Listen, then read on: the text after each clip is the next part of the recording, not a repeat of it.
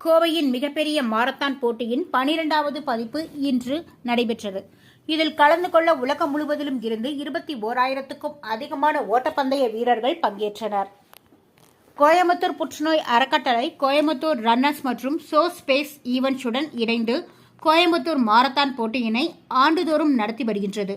இதன் 12வது பதிப்பாக இன்று கோவை வ.உ.சி. பூங்கா பகுதியில் மாரத்தான் போட்டிகள் நடைபெற்றது. இதில் சுமார் 21,000க்கும் மேற்பட்டோர் பங்கேற்றனர். 4 பிரிவுகளாக நடைபெற்ற இந்த மாரத்தான் போட்டியானது 21.1 கிலோமீட்டர் தூர ஓட்டம், 10 கிலோமீட்டர் தூர ஓட்டம், 5 கிலோமீட்டர் தூர ஓட்டம் மற்றும் கார்ப்பரேட் நிறுவனங்களுக்கான ரிலே ஓட்டம் என 4 பிரிவுகளில் நடைபெற்றது.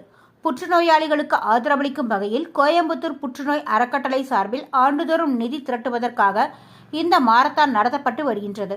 இந்த மாரத்தான் ஓட்டப்பந்தயத்தை தமிழ்நாடு தடகள சங்கம் அங்கீகரித்துள்ள நிலையில் இந்த மாரத்தான் போட்டிகளை கோவை மாவட்ட ஆட்சியர் கிராந்திகுமார் பாடி, கோவை மாநகர காவல் ஆணையர் பாலகிருஷ்ணன், தமிழக முன்னாள் காவல்துறை தலைவர் சைலேந்திர பாபு, கோயம்புத்தூர் கேன்சர் ஃபவுண்டேஷன் அமைப்பின் நிர்வாக அறங்காவலர் doctor Balaji, LG equipments limited நிர்வாக இயக்குனர் ஜெயராம் வரதராஜ், வாக்கரு இயக்குனர் ராஜேஷ் குரியன் மற்றும் கோயம்புத்தூர் மாரத்தான் 2024 பந்தய இயக்குனர் ரமேஷ் பொன்னுச்சாமி கொடியசைத்து துவக்கி வைத்தனர்.